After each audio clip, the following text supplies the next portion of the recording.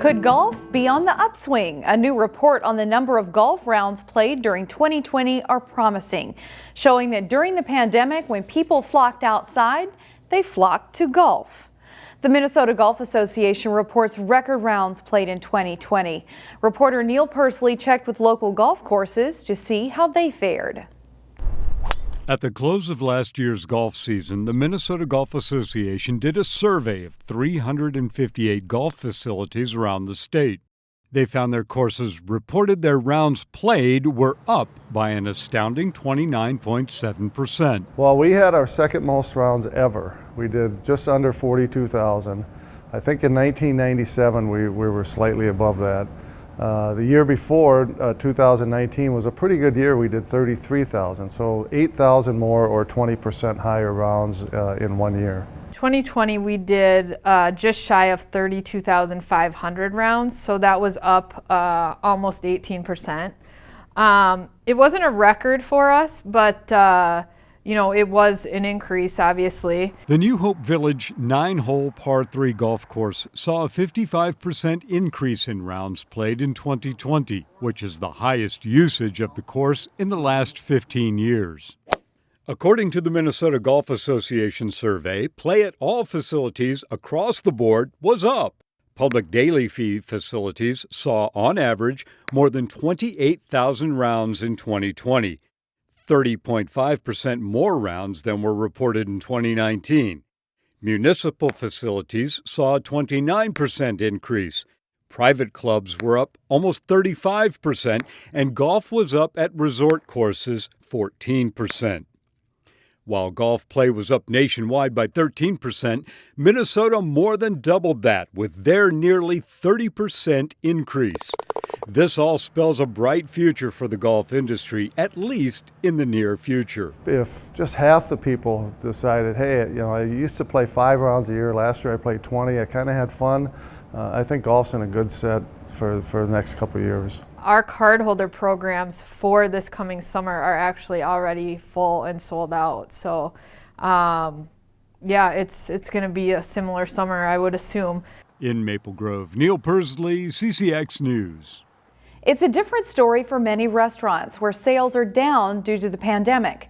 This week, Delane Cleveland visited a Golden Valley venue to see how they're doing.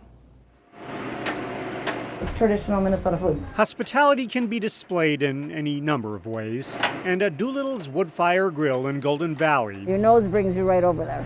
One of their key methods of providing a hospitable environment is by literally using a wood fire. The first form of hospitality is a campfire. If you think back in cave days and all that, a campfire said welcome, it said warmth, it said food, it said hospitality, share food together. John Sheehan is one of the owners of Doolittle's, an aviation-themed restaurant which has served guests in Golden Valley since 1997.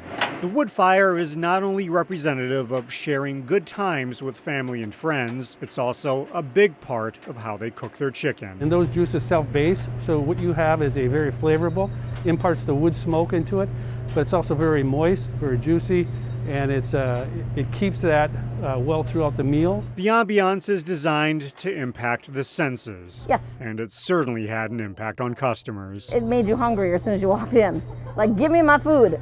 It's our rotisserie chicken. Rotisserie chicken is Doolittle's specialty, but the menu also includes other traditional American food, things like burgers, sandwiches, salads and soups, to fresh fish, ribs, and wood-fired buffalo wings. Well, the food was delicious. The place is clean and, fun to look at, and it was just very, very enjoyable. Yet even a neighborhood staple is no match for a pandemic that's brought a fair share of turbulence to the restaurant industry. One of the things that COVID has done was we've had to change a little bit of our business plan to say, okay, how we're going to adapt to a changing environment such as a pandemic.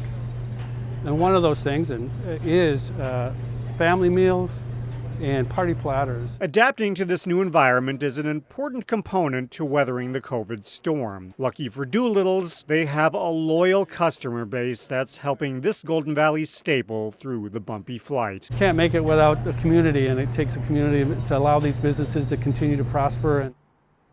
A New Hope family is helping to transform lives more than 2,000 miles away. Reporter Pafua Yang shows us how they're bringing a vital resource to a small community in Central America.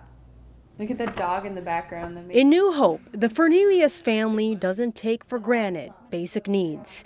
At least not anymore. We started going to Honduras in 2015. Lisa Fernelius and her daughters first visited Yorgo, Honduras with Cornerstone Church in Crystal. But then I went and I fell in love with the people and the community there, and that's what started us on this journey of going to Honduras. Each trip to Honduras meant helping an impoverished community by selling t-shirts. With the earnings of just the t-shirts, we were able to put in electricity and plumbing into the school.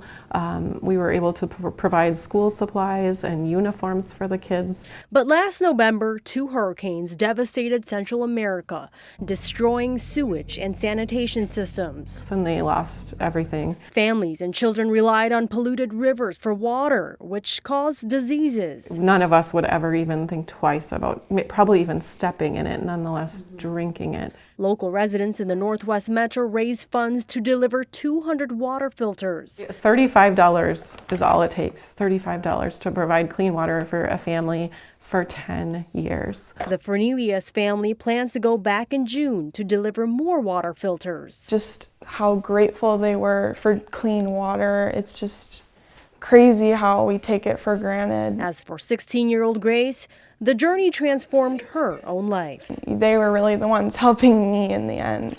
In New Hope, Pafua Yang, CCX News.